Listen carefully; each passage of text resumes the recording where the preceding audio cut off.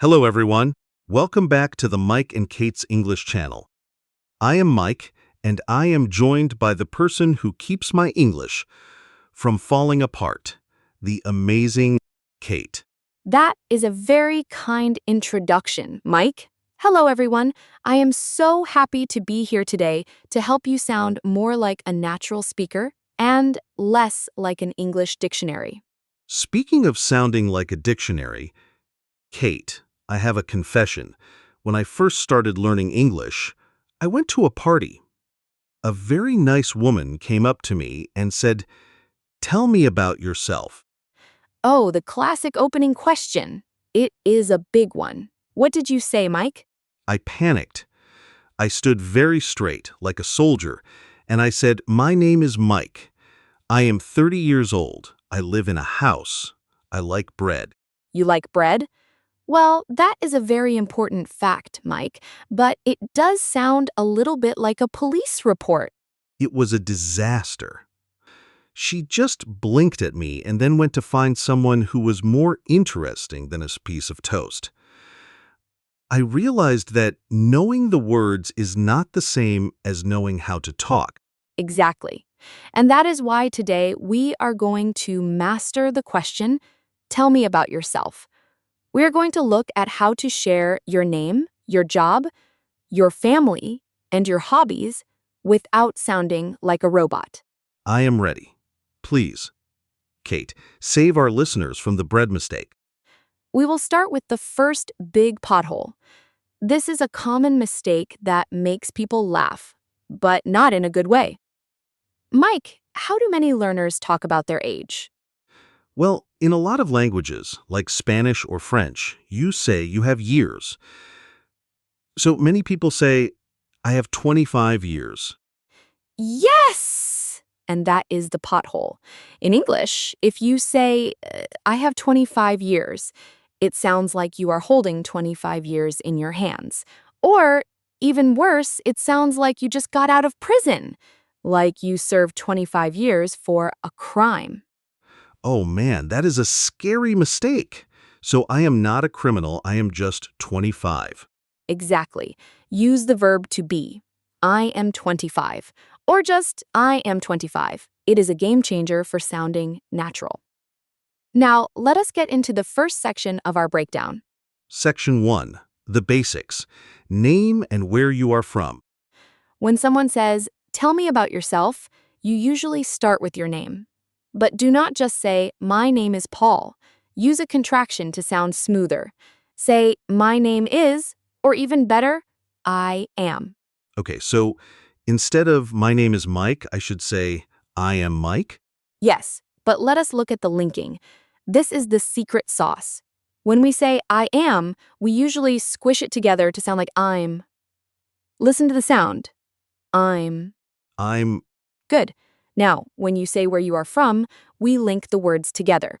Listen to this. I am from Canada. In natural speech, it sounds like I'm from. Am from. The M sound at the end of I'm slides right into the F of from. Am from Canada.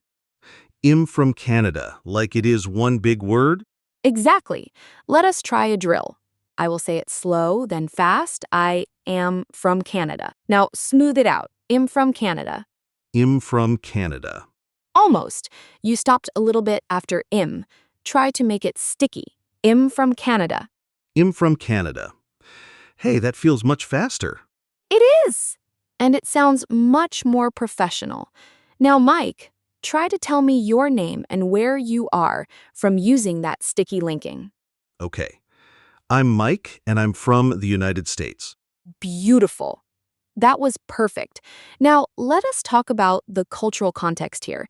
If you are at a job interview, saying, my name is Mike is fine. It is formal. But if you are at a party or a cafe, I'm Mike is much more friendly and cool. Good to know. I do not want to sound like I am in a job interview when I am just trying to buy a coffee. Exactly. Now, let us move to section 2, work and studies. This is where I always get stuck. Do I say I am a teacher or I work as a teacher? Both are good, but there is another pothole here. many learners forget the little word, a. They say, I am teacher. I am guilty of that. It feels so small, I just forget it. You cannot forget it. In English, you need that, a, before your job. I am a teacher. I am a student.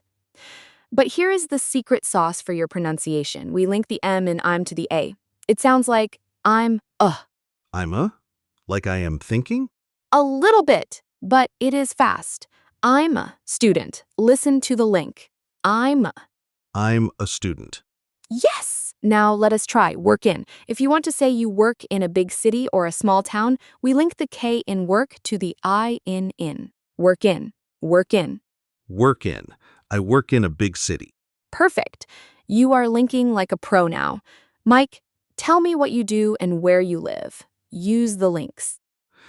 I'm a teacher and I live in a small town. Oh, wait. Live ends in a V sound, and in starts with a vowel. So it should be live in. Live in. Okay. I'm a teacher and I live in a small town. That is it. That is the sound of a native speaker. It is not about speaking fast. It is about connecting the sounds. I feel like my words are finally holding hands instead of standing far apart. That is a great way to put it. Words should hold hands. Now let us talk about the social nuance. If someone asks what you do, and you are a student, do not just say, I am a student. Add one more sentence about why you like it. Like, I am a student and I love art because it is creative? Yes, that is a game changer.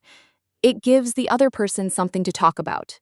If you just say, I am a student, the conversation might die. But if you say you love art, they can ask, oh, what do you paint? That makes sense. It is like throwing a ball to the other person so they can catch it and throw it back. Exactly. Now, section 3, family, pets, and hobbies.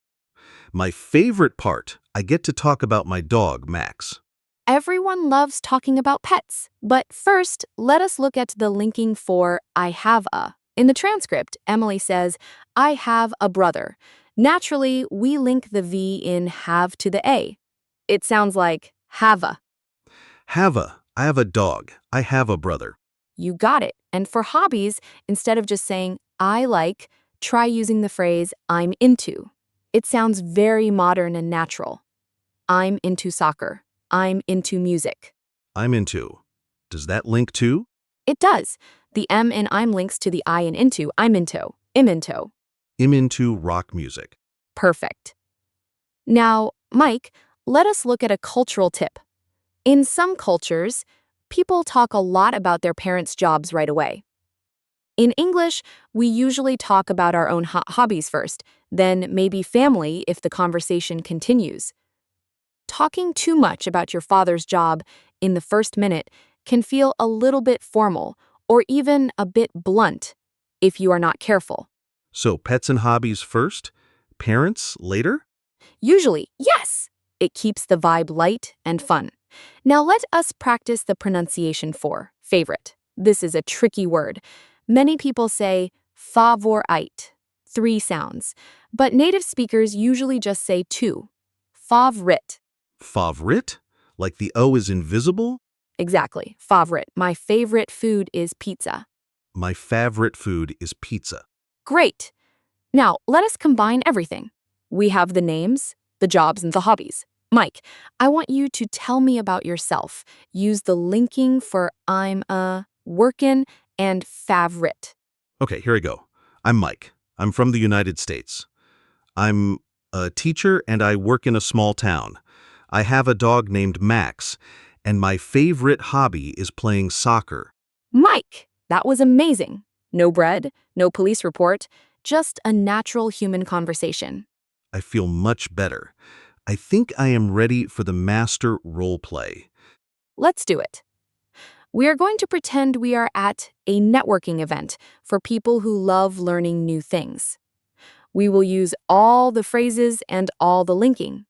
Listen closely, everyone. Hi there. I do not think we have met. I am Mike. Hi, Mike. I am Kate. Nice to meet you. So tell me a little bit about yourself. What brings you here? Well, I am from the United States, and I work in a small town as a teacher. I am really into learning about new cultures, which is why I am here. What about you? Oh, that is cool.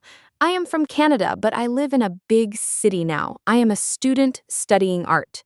I love it because it is so creative. Art. That is fantastic. My sister is into music, so I have a lot of respect for creative people. Do you have any pets to keep you company while you paint? I do. I have a cat named Luna. She is very sleepy, so she is the perfect studio companion. Do you have any animals? I have a dog named Max. He is the opposite of sleepy. He is very active. We go for runs every morning because I am into staying healthy. That sounds great. I am not a morning person at all, so Luna and I usually sleep late. I totally understand. So, besides art, what is your favorite way to relax? I love pasta and comedy movies. Nothing beats a good laugh and a big bowl of noodles. I agree. It was great meeting you, Kate. You too, Mike. Wow, Kate, that felt so much more natural than my first story. It really did. You used the linking, you shared personal details, and you asked me questions. That is the key to a great introduction. I have a question, Kate. You said, "What about you?" Is that better than saying, "and you"? That is actually my pro tip for today. And you is fine, but it can sound a bit like a textbook. What about you? Or how about you? Sounds much more like a real conversation. It shows you are actually interested in the other person. What about you? It flows better too. How about you? Yes! Who about you? It is a game changer for keeping a conversation going. I had a real aha moment today, Kate. I realized that the words are just half of the job. The way you link them together is what makes you sound like you actually belong in the conversation. I am so glad to hear that, Mike. You did a great job today. Thank you. Now, we have a little homework for our listeners. Yes! We want you to go to the comments and tell us about yourself. But here is the challenge. Use the phrase, I am into, to tell us about one of your hobbies. And try to imagine the linking while you write it. I'm into. We cannot wait to read your stories. And please, if this helped you feel more confident, remember to subscribe to Mike and Kate's English channel. Give us a thumbs up and share this with your friends who are tired of sounding like English robots. Thank you for listening, everyone. Keep practicing, keep linking those words, and we will see you in the next episode. Goodbye, everyone. Bye.